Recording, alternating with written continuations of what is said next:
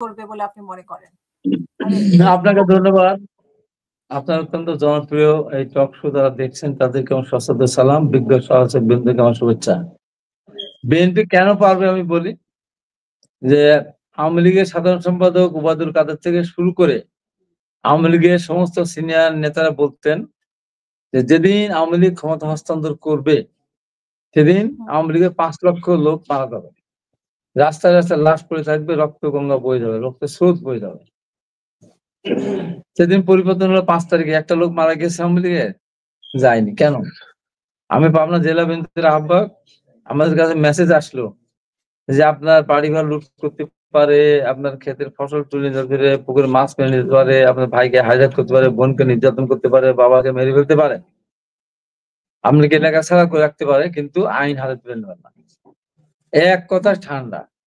পৃথিবীর ইতিহাসে এমন কোন ঘটনা আছে যে 60 লক্ষ মানুষ আমরা আসামি ছিলাম, বাড়ি বাড়ি আমরা জেলে গেছি, বাইরে থাকতে পারিনি, ঘরে ঘুমাতে পারিনি। সেই পরিবর্তনের পরে আমরা এরকম ভাবে নীরবতা পালন করলাম। এখন পরবর্তী সময়ে কিছু কিছু কথা আসছে, সবগুলি একভাবে দেখলে হবে না। কিছু কিছু সত্য ঘটনা আছে, তো কিছু কিছু সত্য ঘটনা আছে, কিছু উচ্ছৃঙ্খল কিছু লোকজন আছে যারা দলের কথা তারা চিন্তা করে না। যখন আওয়ামী লীগ রাষ্ট্রকুমার ছিল, বিভিন্ন জেলায় বিভিন্ন জায়গায় আমি দেখি হাবিব ভাই একটু মাফ করবেন, আমি একটু ইন্টারসেপ্ট করি। হাবিব ভাই সরি, আমার একটু হাসিনা, আমার একটা এমার্জেন্সি পেশেন্ট নিয়ে একটু হসপিটালে যেতে হবে। ইফ ইউ অ্যালাউ মি, আমি দরকার পড়লে অনলাইনে থেকে শোনার চেষ্টা করব, অফলাইনে থেকে। আমার এখনই একটু সিএমএস এ যেতে হবে। না না, তা যান, ইমার্জেন্সি তো অবশ্যই যেতে হবে। ওকে ওকে, থ্যাংক ইউ। আমি দোয়া করে যে রোগীকে নিয়ে যাচ্ছেন সে রোগী যেন সুস্থ হয়ে বাড়ি ফিরে আসতে পারে। যাই হোক, কিছু কিছু উচ্ছৃঙ্খলতা আমাদের ভিতরে দেখা দিয়েছে, যে কারণে দল কিন্তু অনেককে বহিষ্কার করেছে,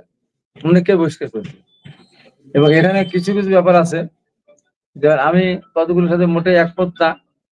এই জায়গায় ঢালাও একটা অভিযোগ, টেম্পো স্ট্যান্ড দখল, বাস স্ট্যান্ড দখল, হাট বাজার দখল,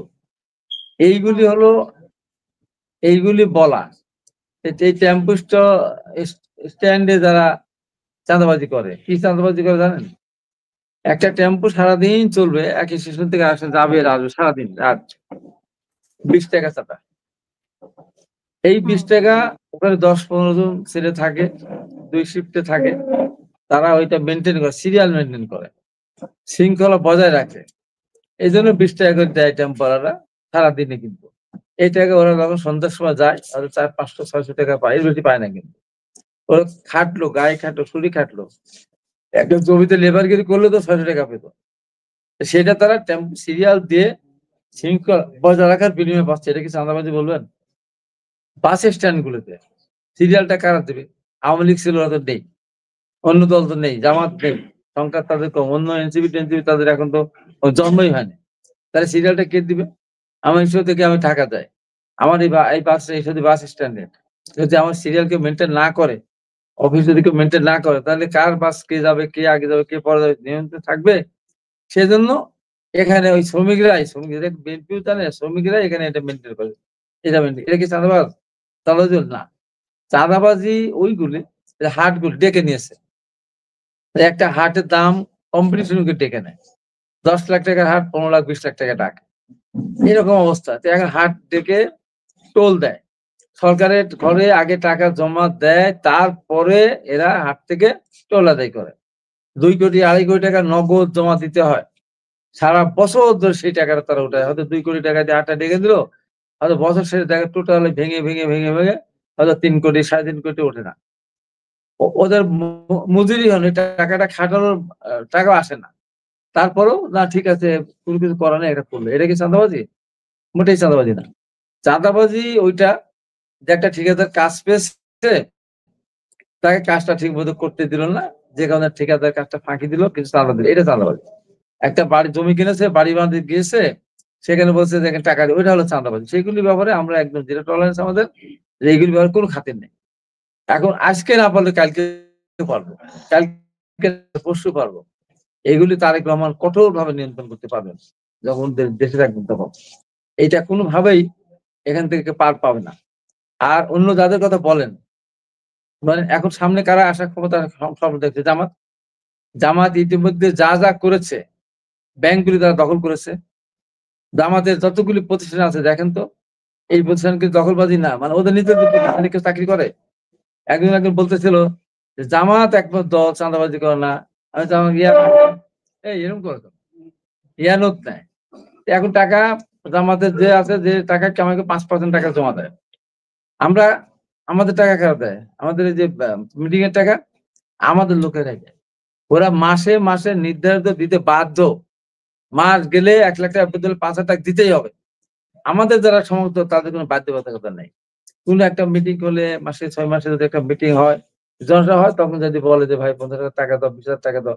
আমাদের দলের লোক, জামাত দল, আমাদের দল কি জামাত বলুক তো? হাবিব ভাই আমাকে শুনতে জামাত পাচ্ছেন? বলুক যে জামাতের একটা লোকের কাছ থেকে বিএনপির কোন নেতা কর্মী, ছাত্রদল, যুবদল একটা লোকের কথা বলেন তো জামাতের কাছে চাঁদা দিয়েছে? যদি বলতে পারে আমি বলবো ঠিক আছে, সব কথা তো সত্যি। বলতে পারবে না। অন্য মতাবলম্বী যারা, তাদের কাছ থেকে বিএনপি চায় না।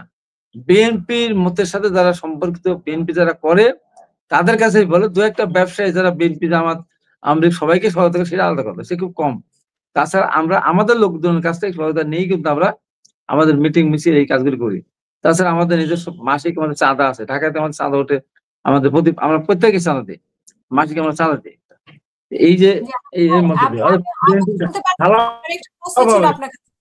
আমার কাছে একটা প্রশ্ন ছিল। গতকালকে যে ব্যারিস্টার ফুয়াদের উপর আক্রমণ হয়েছে চাঁদাবাজের কারণে, এবং ওনাকে হুমকিও দেওয়া হয়েছে যে উনি যাতে নির্বাচনের আগে ওই এলাকায় না যায়, বিএনপির পক্ষ থেকেই বলা হয়েছে। এবং ব্যারিস্টার ফুয়াদ, শোনেন, ব্যারিস্টার ফুয়াদ রাজনীতিবিদ। ব্যারিস্টার ফুয়াদ যে কথা বলে, রাষ্ট্রপতিকে বলে কুত্তার বাচ্চা শাহাবুদ্দিন, এটা ভাষা হলো? রাষ্ট্রপতি কিন্তু মুক্তিযোদ্ধা, এখন তো সাংবাদিক পোস্টে আছে। ক্যান্টনমেন্ট গুড়িয়ে দেবো, উড়িয়ে দেবো। কথায় কথা বিএনপির মহাসচিব এবং আমাদের সিনিয়র নেতাদের সামনে যে ভাষায় এর আগে বক্তৃতা করছে, আমি থাকলে ফুয়াদ আমার সামনে বলার সাহস পেত না। এটা ভাষা হতে পারে না।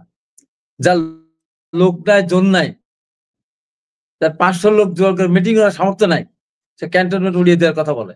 সে বিএনপিকে চাঁদাবাজ বলে, বিএনপির বিরুদ্ধে যে ভাষায় কথা বলে, তার তো মানে আমি সন্ত্রাসী কর্মকাণ্ড পছন্দ করি না, কিন্তু এই কথাগুলো তো সংযত হয়ে বলতে হবে। আপনি বলতে পারেন এই এদের সাথে সুর মেলাচ্ছে কারা? জ্যাকব মিল্টন একটা আমার বিরুদ্ধে বক্তৃতা দেয়, কথা আপত্তি নেই। কুত্তার বাচ্চা কি সৌরের বাচ্চা সেনাপ্রধান? আরে সৌরের বাচ্চা সেনাপ্রধান যদি সেদিন যদি দায়িত্ব না নিত, সেদিন যদি ছাত্রের না দাঁড়াতো, তুমি জ্যাকব মিল্টন তো পালিয়ে দেশ ছাড়া হয়েছিল, এখন তো আসতে সাহস পাও না। এইসব পিনাকি একটা আছে, কি বলে আর কি বলে না। এই সমস্ত বিদেশ থেকে এরা পালিয়ে আসতে পারে না, সাহস নেই দেশে আসা, আগেও আসে নাই। আরে ভাই আমরা জেলে গেছি, রিমান্ডে গেছি, আমাদেরকে ধরতে পারে। আমার ছোট ভাই একটু শখ দিতে প্রতিদিন বাড়িতে বাড়িতে যায়, তাকে বুধুকে নিয়ে যায়, ঘুরে বেড়াতো, কোথায় আমি আছি। কই আমরা তো পালা যায়নি। জেলখানা থেকে যেদিন বেরোয়েছি ওই দিন এসেই ট্যাক্স দেখেছি। আবার আপনারা বাইরে থাকেন থেকে শুধু দেশে অশান্তি সৃষ্টি করার জন্য, একেবারে অস্থিতিশীল করার জন্য এইগুলি কথা। ফুয়াদ এদের দেশের ভিতরে একটা ক্রিয়ানো করে ফুয়াদ, ব্যারিস্টার ফুয়াদ আমার সাথে টক শোতে বসে তখন উচ্চ আচরণ করে না। তার কারণ যে আমার কথার ভিতরে তো মিনিমাম ই থাকতে হবে, সংযত থাকতে হবে। ব্যারিস্টার উনি ব্যারিস্টার মানুষ, ওনার ভাষাই হবে কুত্তার বাচ্চা শাহাবুদ্দিন।